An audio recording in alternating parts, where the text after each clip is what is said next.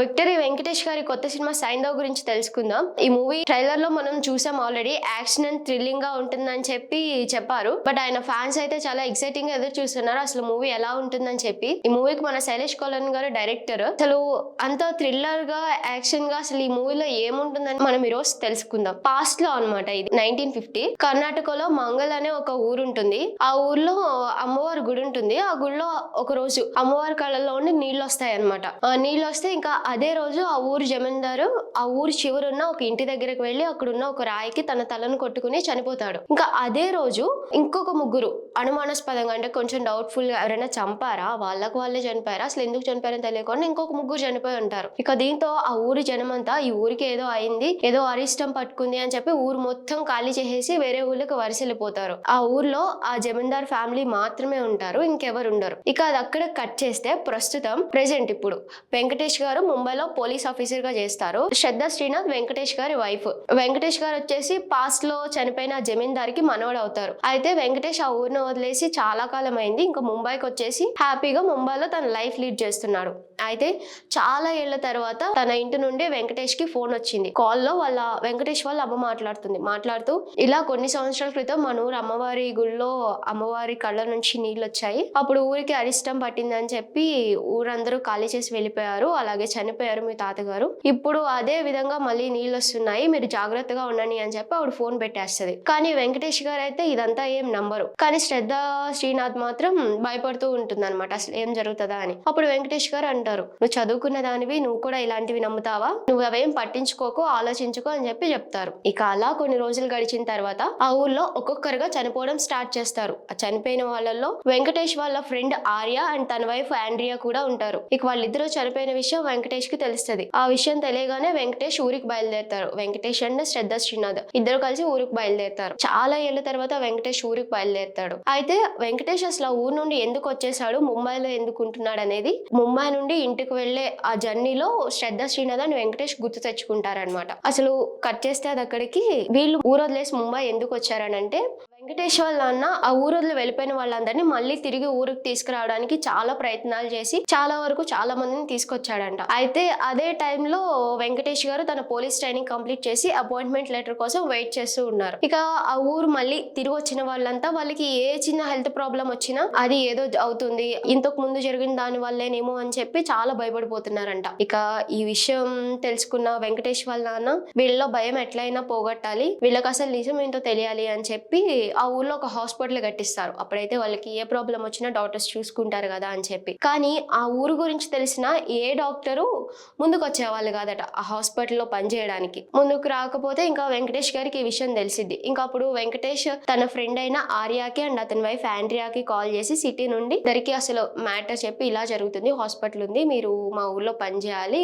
అందరికి ట్రీట్మెంట్ చేయాలని చెప్తే వాళ్ళు ఓకే అని చెప్పి ఊరికి వస్తారు. ఇంకా వాళ్ళు వచ్చిన దగ్గర నుండి ఊర్లో అంతా బానే ఉంటుంది. ఇంకా అక్కడ ఉన్న జనం కూడా ఈ మూఢనమ్మకాలు, ఈ అపోహలు అన్ని పోగొట్టుకుని సైన్స్ నమ్మడం స్టార్ట్ చేస్తారు. ఇక అది అలా ఉంటే మన వెంకటేష్ గారు అండ్ శ్రద్ధ శ్రీనాథ్ ఆ మూవీలో బావ మరదలు అనమాట, వాళ్ళిద్దరూ లవ్ చేసుకుంటారు. బట్ ఫ్యామిలీలో శ్రద్ధ శ్రీనాథ్ ని నవాజుద్దీన్ సిద్దిక్ ఇచ్చి పెళ్లి చేయాలని అనుకుంటారు. నవాజుద్దీన్ వాళ్ళది చాలా పెద్ద ఫ్యామిలీ. వెంకటేష్ వాళ్ళ నాన్న శ్రద్ధని నవాజుద్దీన్ కి ఇచ్చి చేయాలని అనుకుంటారు. దాని వల్ల ఏంటంటే వీళ్ళ ల్యాండ్స్ అవన్నీ వాళ్ళకి ఇస్తే ఇంకా ఊరు ఎక్స్పాండ్ అవుతుంది కదా అని చెప్పి వీళ్ళు అని అనుకుంటారు. ఇక ఆ విషయం వెంకటేష్ కి తెలుస్తుంది. వెంకటేష్ కి తెలిసి శ్రద్ధ శ్రీనాథ్ టెంపుల్ కి తీసుకువెళ్లి వాళ్ళ ఫ్రెండ్ ఆర్య అండ్ ఆండ్రియా వాళ్ళ ముందనే శ్రద్ధ శ్రీనాథ్ ని గుళ్ళో పెళ్లి చేసుకుని ఇంటికి వస్తారనమాట. ఇక ఇంటికి వచ్చిన వెంకటేష్ ని శ్రద్ధ శ్రీనాథ్ ని చూసి వెంకటేష్ వాళ్ళ నాన్న చాలా కోపడతారు. చాలా కోపడి వాళ్ళని ఇంట్లోనికి రానివ్వరు, వెళ్ళిపోమంటారు. ఇంకా అప్పుడు వెంకటేష్ చేసేది ఏమీ లేక ఆ ఊరు వదిలి వెళ్ళిపోతాడు. వెళ్ళిపోయే ముందు తన ఫ్రెండ్ ఆర్యకి చెప్తాడు, ఈ ఊరు వాళ్ళు చాలా అమాయకులు, వాళ్ళకి ఏ కష్టం రాకుండా చూసుకో, వాళ్ళకి ఎలాంటి సమస్య వచ్చినా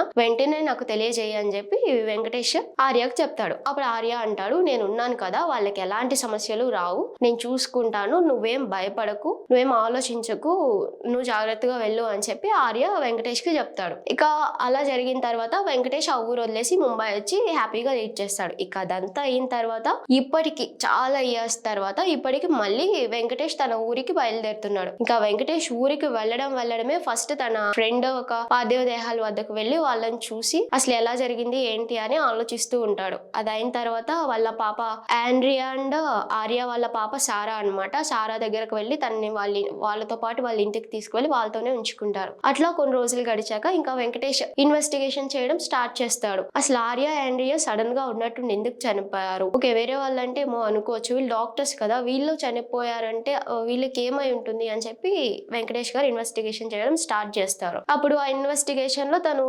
ఆర్య ఒక ఫోన్ ట్రేస్ చేయడంతో తన ఫోన్ కి ఒక నెంబర్ నుండి వాళ్ళు చనిపోయే ముందు రోజు చాలా కాల్స్ వచ్చినట్టు తెలుస్తుంది. ఇక వెంకటేష్ గారు ఆ నెంబర్ ఎవరిదా అని చెప్పి ఆయన ఎంక్వైరీ స్టార్ట్ చేస్తే ఆ నెంబర్ రుహానీ శర్మది. రుహానీ శర్మ కూడా డాక్టర్, సిటీలో ఆర్యకి ఫ్రెండ్ అనమాట తను. అయితే తను వెంకటేష్ గారు ఇంకా రుహానీ శర్మ దగ్గరకు వెళ్ళి ఆర్య అండ్ అతని వైఫ్ చనిపోయారు, వాళ్ళు చనిపోయే ముందు రోజు మీ నెంబర్ నుండే వాళ్ళకి చాలా కాల్స్ వచ్చాయి, ఎందుకు అసలు ఏమైంది, ఎందుకు ఇన్నిసార్లు కాల్స్ చేయాల్సి వచ్చింది అని చెప్పి వెంకటేష్ రుహానీ శర్మను అడుగుతాడు. అప్పుడు రుహానీ శర్మ అంటుంది, మా ప్రొఫెసర్ ఒక ఆయన ఉన్నారు, ఆయన కెమికల్ ఇంజెక్షన్స్ టైప్ తయారు చేస్తూ ఉంటారు, దాన్ని హ్యూమన్ బీయింగ్స్ మీద యానిమల్స్ మీద ప్రయోగిస్తాడు, అవి యూజ్ చేస్తే వెంటనే వాళ్ళు చనిపోతారు.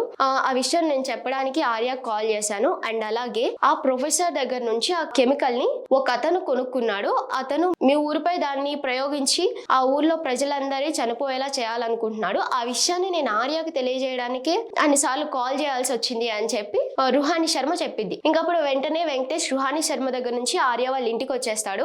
ఆర్య వాళ్ళ ఇంట్లో వెంకటేష్ కి ఆర్యది ఫోన్ దొరుకుతుంది ఒక కబోర్డ్ లో. ఇప్పుడు ఆ ఫోన్ ను ఓపెన్ చేసి వెంకటేష్ చూస్తాడు, అసలు ఆ వీడియోలో ఎవరు ఉన్నారు, ఆ కెమికల్ ఎవరు తీసుకున్నారు ఏంటి అని. ఆ వీడియో ఓపెన్ చేసి చూడగా ఆ వీడియోలో నవాజ్ కనిపిస్తాడు అనమాట, నవాజుద్దీన్ సిద్దిక్ ఆ కెమికల్ తీసుకుంటున్నట్టు. ఇక అప్పుడు వెంకటేష్ షాక్ అవుతాడు, ఏంటి ఇతను తీసుకున్నాడు, ఇతనికి ఏం అవసరం అని చెప్పి. అప్పుడు వెంకటేష్ వెంటనే నవాజుద్దీన్ దగ్గరికి వెళ్తాడు, వెళ్ళి నువ్వు ఇట్లా కెమికల్ తీసుకున్నావు, అసలు ఎందుకు, నీకు ఏం అవసరం వచ్చింది అని చెప్పి తనని బాగా కొడతాడు. అప్పుడు నవాజుద్దీన్ చెప్తాడు, నువ్వు శ్రద్ధ పెళ్లి చేసుకుని ఊరొదిలి వెళ్ళిపోయిన తర్వాత నాకు ఒక విషయం తెలిసింది, గతంలో ఆ ఊర్లో ఇట్లా జరిగిందంట కదా, అమ్మవారి కళ్ళల్లో ఉండే నీరు రావడం, దాని తర్వాత మీ తాతగారు చనిపోవడం, ఆ విషయం తెలుసుకున్నాను, చాలా మంది ఊరొదిలి వెళ్ళిపోయారన్న విషయం కూడా తెలుసుకున్నాను. ఇప్పుడు ఏంటంటే మీ ఊరి వాళ్ళు మూఢనమ్మకాలు బాగా నమ్ముతారని నాకు అనిపించింది, సో ఈ కెమికల్ వల్ల దేవత కళ్ళల్లోంచి నీళ్ళు వచ్చేలాగా చేసింది కూడా మేమే, దాని వల్ల ఏంటంటే ప్రజలంతా భయపడి మళ్ళీ ఊరొదిలి వెళ్ళిపోతారు, వాళ్ళంతా వెళ్ళిపోతే ఈ భూములన్నీ నా సొంతం చేసుకోవచ్చు అనే ఆశతో చేశాను అని చెప్పి